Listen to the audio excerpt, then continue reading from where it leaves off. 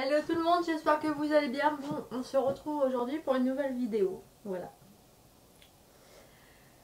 Donc aujourd'hui, pour cette vidéo du jeudi, j'ai décidé de vous parler d'un sujet que j'ai pu voir sur un podcast de Chloé Bloom. Je vous inviterai à, à aller voir son podcast. Une fois que vous aurez vu ma vidéo ou avant, comme vous voulez. Mais en gros, c'est pour vous aider à comprendre le contenu de ma vidéo, le sujet de ma vidéo. Donc, j'ai regardé la vidéo de Chloé Bloom et donc dans son podcast, elle parlait de la polarité. Donc, la polarité, c'est quoi? Je vous invite à aller voir la vidéo de Chloé Bloom, elle sera mieux expliquée que moi. Mais moi, j'ai décidé dans cette vidéo de vous donner des exemples de polarité que j'ai pu avoir dans ma vie et qui ont.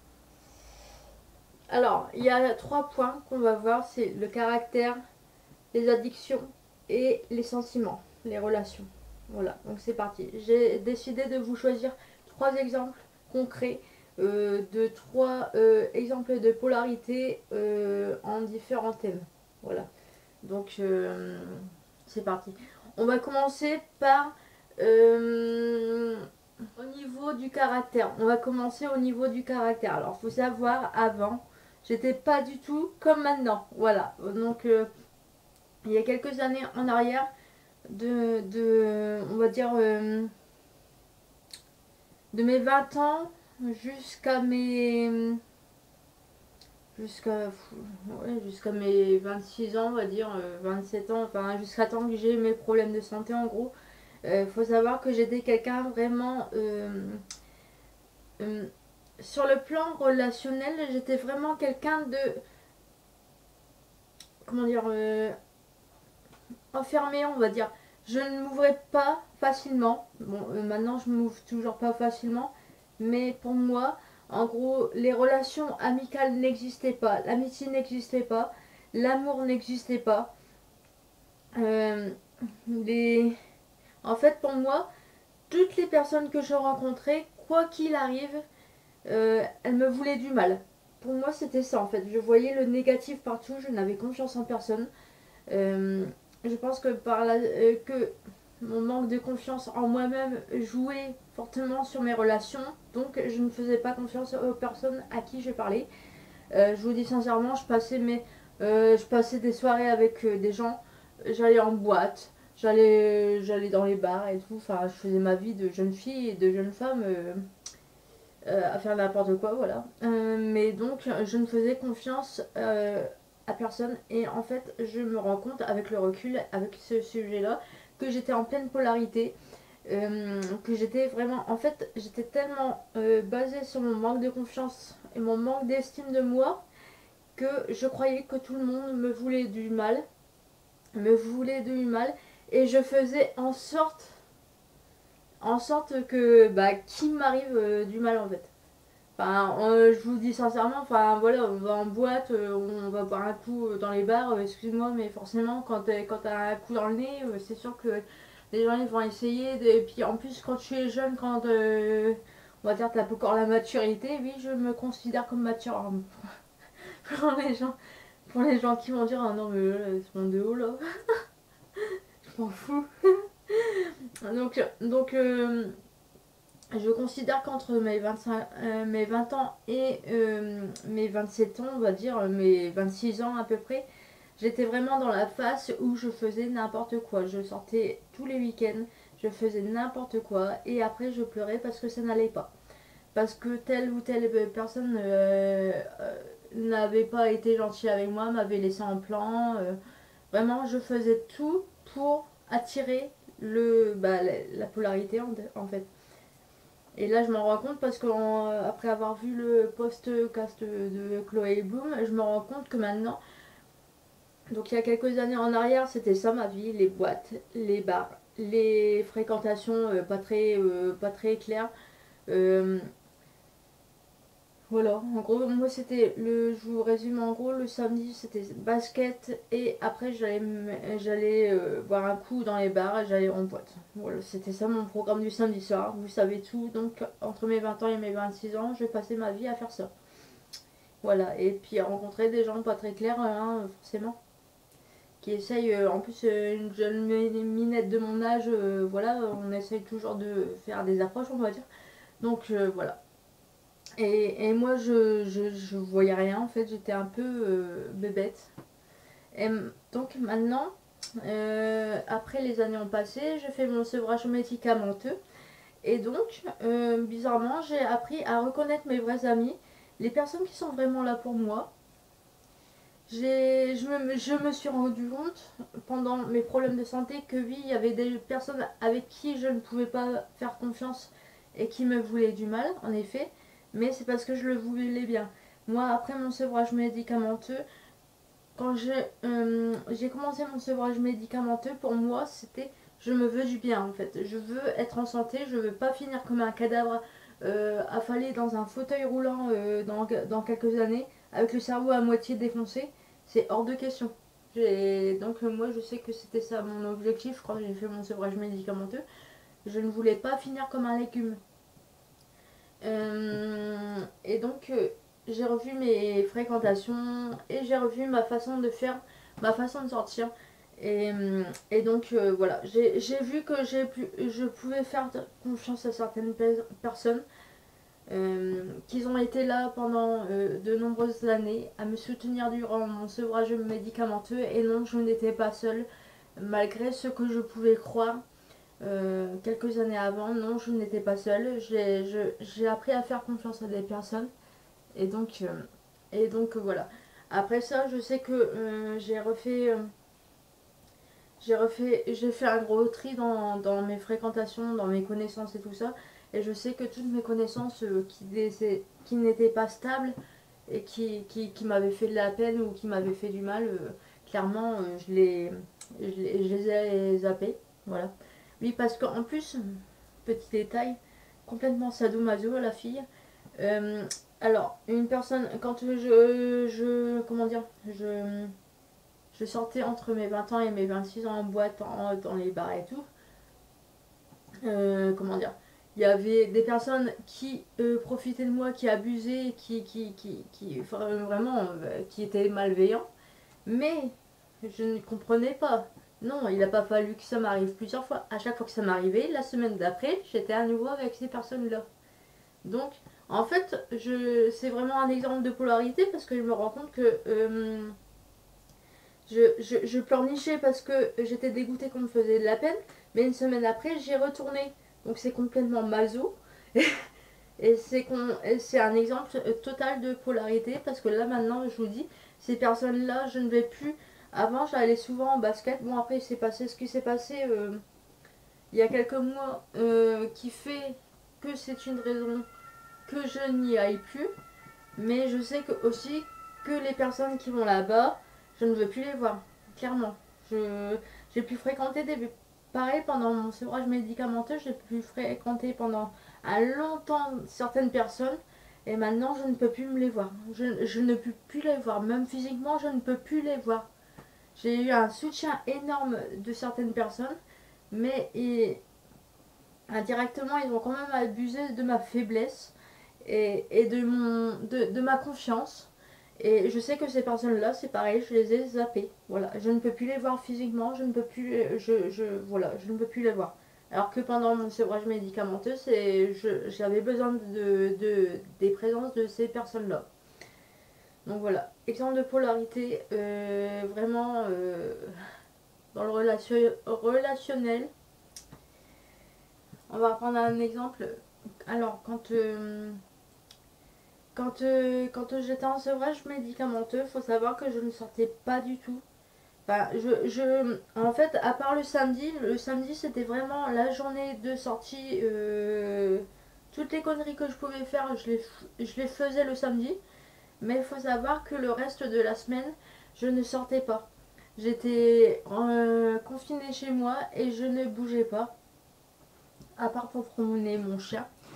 Et donc c'était devenu une routine pour moi de rester chez moi, regarder Netflix, à regarder, à me renseigner sur le marketing de réseau et tout ça. C'était vraiment devenu une addiction pour moi. C'était vraiment super important. Et en fait, après, j'ai ouvert les yeux et je me suis rendu compte que franchement, rester sur l'ordinateur comme ça, bah déjà que j'étais en mode légume, alors là, sur l'ordinateur, sur les écrans et tout, bah, je vous raconte pas la tête de zombie que j'avais. Et donc, petit à petit, j'ai appris à me créer des activités.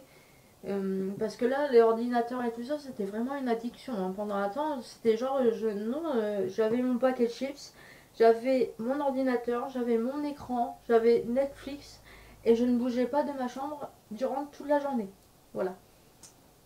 En même temps, dans les temps, je faisais que tomber par terre, donc forcément, je sais que pendant un temps, je voyais pas ce que je pouvais faire d'autre que de rester assise dans mon lit à regarder de la merde. Tout simplement parce que bah j'étais pas apte à bouger, je tombais tous les 5 minutes et c'était pas possible en fait. Donc du coup je sais que il y a eu un déclic et que j'ai comment dire j'ai j'ai décidé de j'ai commencé des différentes activités. D'abord j'ai commencé par promener mon chien. Ensuite j'ai commencé à faire du coloriage. Ensuite j'ai commencé à faire différentes activités manuelles. Bon, ça a mis du temps, hein. Tout ça, ça a mis environ 6 mois, 8 mois à tout se mettre en place. Et petit à petit, j'ai quitté les écrans. Bon, à part pour faire les... Et encore, les vidéos YouTube, j'ai repris ça il y a même pas un an. Donc petit à petit, j'ai quitté les écrans. Et je vous jure, maintenant, vous mettez Netflix, mais je ne peux pas. Je ne peux pas. C'est pas possible. C'est pas possible. On me met devant un écran, devant un film, je ne tiens pas en place en fait. Je ne tiens plus en place. Donc encore, c'est vraiment un exemple de polarité. Bah, genre, il y a quelques années en arrière, je faisais rien à part mon écran et Netflix. Et maintenant, j'ai des activités, je fais du sport et je ne peux plus voir l'ordinateur. Donc ça, c'est encore un exemple de polarité au niveau des addictions, on va dire, des passe-temps et tout ça. Voilà, donc ça, c'est un deuxième exemple de polarité. Alors, exemple de polarité. Alors, moi, il faut savoir que pendant un temps, je m'étais lancée dans le marketing de réseau. Et il y a quelques années en arrière. Et donc, je ne voyais que par ça. Pour moi, c'était le métier de mes rêves. Et j'étais vraiment obnubilée par ce métier-là. Et pour moi, voilà, je fais partie de ces personnes qui se sont fait escroquer, on doit dire. Par la vente du rêve et tout ça, voilà. Et donc pour moi c'était vraiment un futur métier pour moi. Pour moi c'était la solution en fait. C'était vraiment la solution de ce qui va guérir mes problèmes, ce qui va m'aider à aller mieux, ce qui va me faire gagner de l'argent. Je vais pouvoir m'acheter une voiture. Donc moi je pensais ça. Et en fait, il s'avère que quand j'ai fait le marketing de réseau, comment vous dire que j'ai tout niqué mon argent, j'ai tout dépensé. Je me suis mis dans des découvertes pas possibles. J'ai vendu ma voiture pour mieux acheter des produits, quand même. Et donc, vraiment, des dépenses, des dépenses, des dépenses. Et donc, je me suis mis dans une galère pas possible. Voilà, encore maintenant, je vous dis sincèrement, j'ai du mal à remonter la pente. Ça va beaucoup mieux, mais c'est pas encore ça. Voilà. Mais donc pour vous dire, ce métier-là, je croyais que ça allait être le business de ouf, que j'allais avoir des sous à tomber par terre. Mais non, en fait. Ça a vraiment été la plus grande chute de ma vie sur le plan financier. Et donc, depuis le temps que j'ai décidé de quitter les marketing de réseau et je me suis laissé une chance sur le plan professionnel. J'ai décidé de rentrer en formation il y a maintenant quelques mois en arrière, depuis le mois d'octobre. Et bizarrement, même si j'ai des dépenses à faire, comment vous dire que mon compte en banque va beaucoup mieux et que je me fais beaucoup plus confiance. En fait, je me dis, cette formation-là, c'est vraiment la formation que je voulais faire. C'est vraiment le métier que je veux faire depuis des années maintenant en arrière, plus de 10 ans en arrière. Et donc j'estime que j'ai vraiment beaucoup de chance de faire cette formation-là.